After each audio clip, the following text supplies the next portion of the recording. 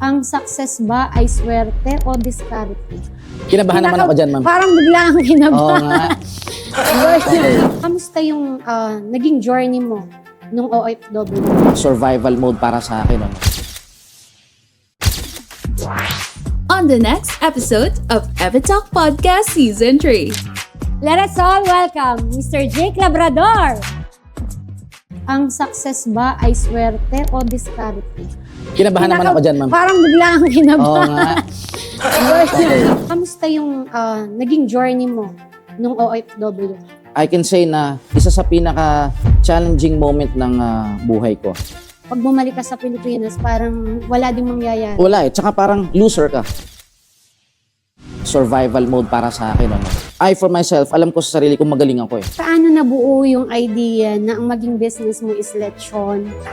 Avid fan kasi ako ng Cebu Lechon talaga. Minsan lang sa isang okasyon magkaroon ng lechon. Correct. Kaya sold out talaga. Totoo yan. Oo. Paano siya nag-start? Nung umuwi ako from abroad, zero. Binigyan lang ako ng extra capital ng nanay ko, which is 5,000 nga, to start na business. Parang natataka mo sa mga sinasabi mo, sir, ha? And syempre, yung pagkain nasa harapan na. Yung 5,000, nang layo na, nang narating ng 5,000. Totoo.